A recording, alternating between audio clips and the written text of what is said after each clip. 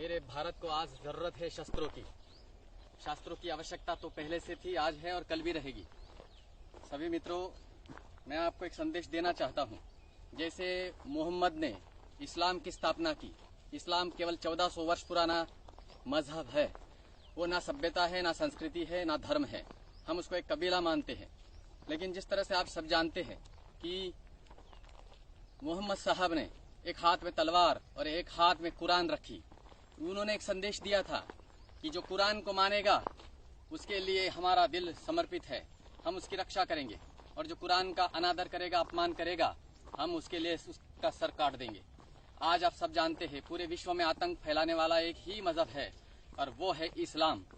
और इस्लाम के नीचे सारे के सारे इसीलिए आ गए क्योंकि आप लोगों ने शस्त्र की परिभाषा को समझा नहीं, शास्त्र की परिभाषा को समझा नहीं। हमारे वेदों में, उपनिषदों में, ग्रंथों में, धार्मिक ग्रंथों में प्रमाण आया हुआ है कि जब जब देश और धर्म पर संकट आता है, हमारी संस्कृति सभ्यता पर आघात होता है, तो हमें शास्त्र बचाते हैं केवल शब्दों से, लेकिन हमारी रक्षा, हमारी माँ भारती की रक्षा, हमारे परिवार की रक्षा, देश की रक्षा करने के लिए शस्त्रों की अत्यंत आवश्यकता होती है।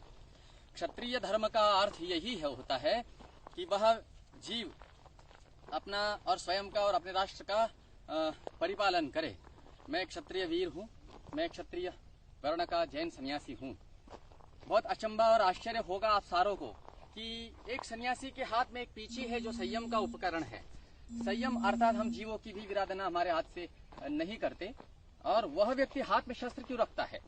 तो आप सभी को एक बात बताना चाहूंगा, जब मेरे धर्म पर संकट आया तो हमारे सभी धर्म बंधु कोने में दुबक कर इसीलिए बैठ गए क्योंकि उन्हें हृदय में ये बात थी, ये भय था कि यदि वह बोलते हैं तो उनके परिवार पर या उनकी जैविक हानि हो जाएगी। जो अपने जीव की, अपनी परिवार की चिंता करता है, वह राष्ट्र के साथ कभी भी ईमानदार नहीं रहता।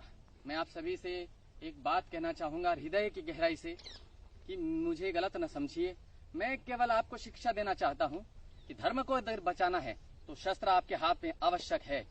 कोई आतंकवादी आपके सामने आकर के शस्त्र लेकर के आया, AK-47 ले आया, तलवार लेकर के आया, और आपको वो मारने की इच्छा से भी आपके सामने आता है, तो आप क्या कहोगे? उसे शास्त्र पढ़ाओगे कि राम ऐसे हुए थे, महावीर ने अहिंसा का पाठ पढ़ाया? नहीं। यदि आप उसे अहिंसा की बात बताते हैं तो वो सबसे पहले आपके भेजे में गोली मारेगा। जब होटल ताज में जब अटैक हुआ, उस समय एक जो कसाब जिसे जिंदा पकड़ लिया गया, उसने 2 साल के मासूम के भेजे में गोली मार दी थी। उनके सामने कोई धर्म नहीं, उनके सामने कोई मासूम नहीं, बालक नहीं, महिला नहीं, स्त्री नहीं, धर्म नहीं, साधु नहीं, यति नहीं। तो ऐसे लोगों के लिए शस्त्र काफी है।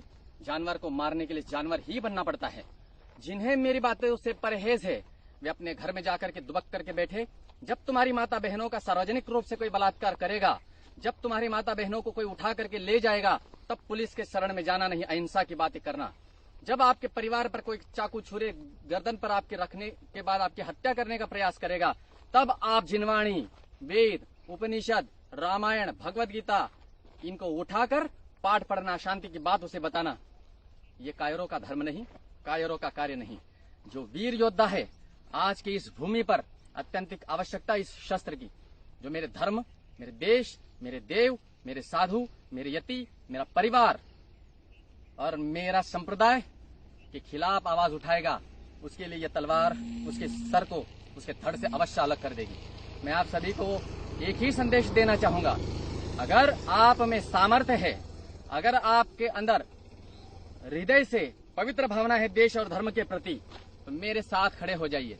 मैं आप जैसे सुभाष चंद्र बोस ने कहा था कि तुम मुझे खून दो, मैं तुम्हें आजादी दूंगा। सुभाष चंद्र बोस ने आपको आजादी तो दिला दी, लेकिन आपने उनका खून भी छीन लिया, लेकिन उनको वो स्थान नहीं दिया।